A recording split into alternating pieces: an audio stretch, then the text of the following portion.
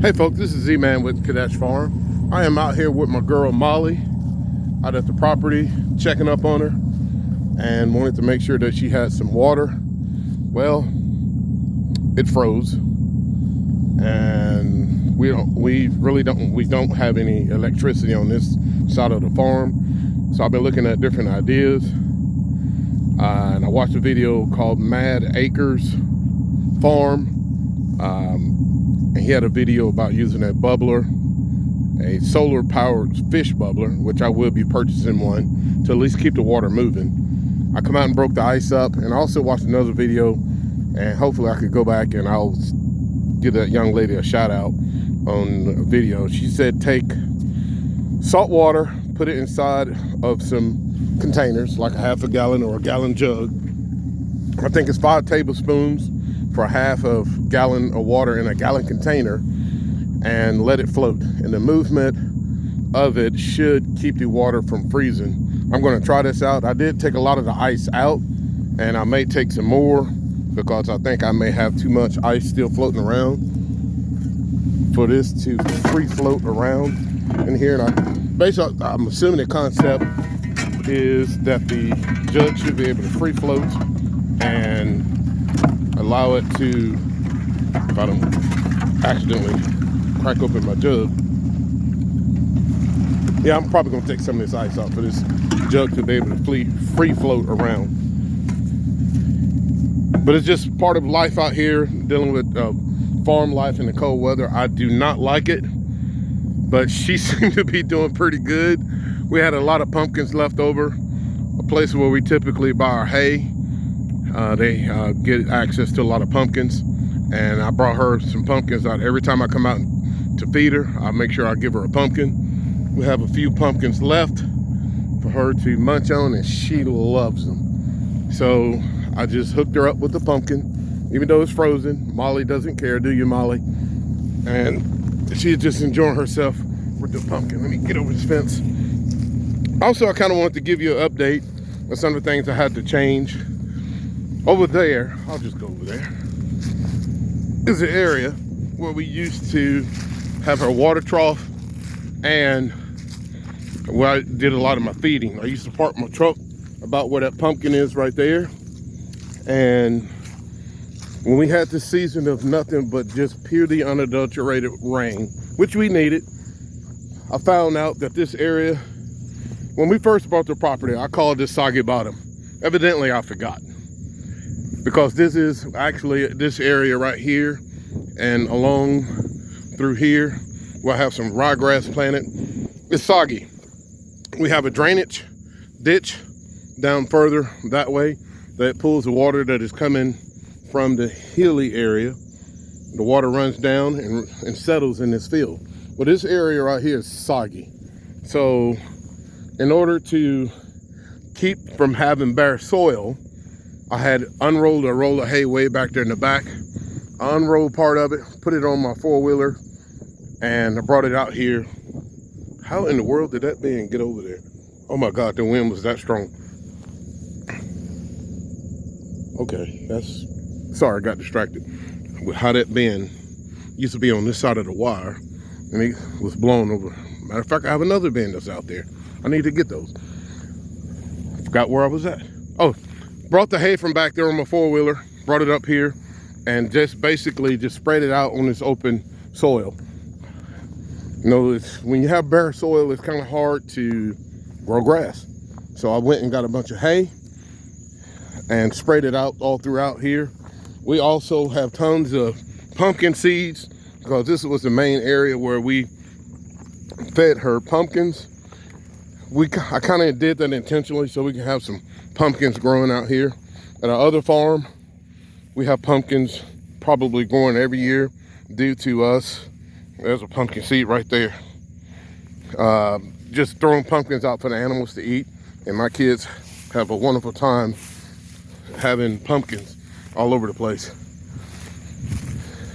It's kind of where I was feeding her at. Well, I have a honey locust pod right there. Yeah, it really blew there's a lot of wind. Let me get these bins up before I forget. So, going back to my video. But anyway, this is soggy bottom. So I had to fence her out of this area using my power post to make sure that I not destroy the soil out here. We got a lot of soil fertility. I took that wire all the way down to the end. So I have this whole section blocked off where she can't come over here. And mostly this side of that wire is going to be the soggy bottom part of it. So I wanted to make sure that we protect the soil. She's been in here long enough to add enough fertility. And that's what I'm talking about, that good stuff right there. This stuff right here is breaking down like I want it. And we're gonna have some really good growth come this spring. I'll get this bin. I just can't say enough about the power posts and how wonderful they've made my life with me coming out and limited time that I have. It makes things a whole lot easier to set up my paddocks ahead of time or reconfigure, kind of like what I did here. Let me grab these bins. Man, there's some strong wind to blow these bins over here. So bins are frozen and they're breaking all apart. So getting the soil fertility built up over here is our goal. The reason why we have her out here, even though she's a lone cow, we are doing rotational grazing with that lone cow, and she's actually doing a pretty good job. How do I know? I'll show you right quick. I'm gonna take you to the other side. When we first brought her out to this farm, I'll have to kind of show you here. First brought out to the property, we had minimal grass growth out here. It was a lot of broom sedge, as you can see. I left it up, and you can see a distinct line of the broom sedge over there. Well, when we first brought her here, I put her over there and kept her over there for roughly about a week or two.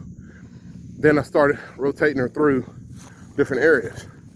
Well, we haven't touched this area over here and at least 3 or 4 months to let whatever was going to grow. And I am pretty satisfied with what we have growing already. Yes, I typically will roll our hay out. I was kind of running out of time to get this hay out. Rain was coming in, the ice and storm was coming. I had merely hours to kind of deal with this. And I left the net on intentionally. I'm gonna keep watching it. I probably will remove it. And for her to be able to eat the whole roll, I kind of wanted I wanted to keep it together so it wouldn't be piled up in one section. I will take this roll and move it somewhere else so she could distribute the manure and urine. So don't worry, I will be taking the net off. Going back to what we have over here. Let me get over here. Let's see if I can get off in this deep stuff. There's a lot of green grass underneath. Here's a spot. A lot of green grass underneath here that has just blossomed since we rotated her through. This was a trail, maybe a drainage. That grass is beginning to grow in, like cool season grasses is what we are desiring. There's more green grasses growing. I'm pretty satisfied with this area that we had her in, and I can see that rotational grazing is already working. We had to put up many wires. I say many wires, at least 3 wires to keep her away from the fence over there because she wanted to get decently close to those cattle. And I was afraid she would, out of the compassion of wanting to hang out with friends, jump over the fence and do something silly. So I got her blocked off. You can see my little T intersection right here. Got more green grass underneath here. You know, looking at my field compared to my neighbors, big difference. We'll see more when it comes to springtime, but his stuff, it kind of looks like a golf course, flat. And we do have litter on the ground. So I think I'll be way ahead of him when it comes to the spring. Let me move this water here. Sorry, I'm trying to fix this. There we go. Come this spring, I'll be way ahead of him in regards to having evenly distributed manure, not stuck in one area, and urine, nitrogen, because the cost of fertilizer is so expensive.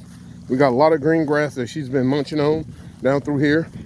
That may explain why that hay row hadn't really been touched much, because she still has a lot of green grass in here to eat. When I first brought her over on this side, she ignored the hay completely and started eating the green grass. And I could see just looking down through here, she's been nipping at this green grass that is popping through. For the last 2 days, our temperature have been here in Tennessee in the single digits. And it's been brutal for us. And I was concerned about her, so I overdid it. I left hay rows, half a hay row. Those are what I had unrolled at first. And I basically just took it from down there, picked it up and put it on the four-wheeler, hence why my back is probably hurting, and brought it up here to make sure that she had feed. I wanted to keep her pretty close to her water source. Only thing I don't like about out here, I don't have any cedar or anything to block the wind off of her. I feel like she's been using that hay row to shield herself, because I did not realize how much the wind has been until I saw my plastic bins blown clear across here. But my girl did good. We keep keeping her fed, keeping her protein up, trying to keep fat on her to protect her during this harsh winter. This is kind of extreme for us here in the state of Tennessee to have single-digit temperatures. We've had it here before, but the last 2-3 days like this has just been, pretty rough. I don't think we'll get above freezing until Tuesday. And this started Thursday night. Come with the snow. Started sleeting first. Well, it actually started raining. Hence the reason why I was in a hurry getting that hay roll out here. Matter of fact, it started raining when I put it out. And I rushed to get the hay out, get the hay moved. And by the time I got home, the temperature had dropped 20 degrees. We went from 50 degrees to the next morning, roughly about 3 degrees. That fast of a swing in temperature. So that's pretty extreme for us here in the state of Tennessee. But I think we're going to do good. A lot of things to learn. I will be trying to put some wind shields up for her. Either fabric cloth, or I got some areas down here that I got cedar trees that I will allow to grow in this pasture area to give her a little bit of shield from the wind, because that's kind of how things work out in the nature.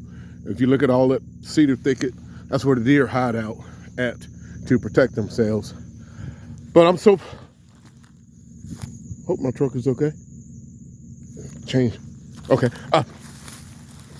But soggy bottom, we're gonna get more soil fertility in here. You can see the standing ice. Well, there's water underneath that. And get the soil fertility up where this water can drain properly and be utilized in the earth as opposed to standing on top of the ground. There's some things I'll be working to get that going. This is Z-Man. I just wanted to give you guys a kind of update on things that we were doing. I'll walk over to my power post.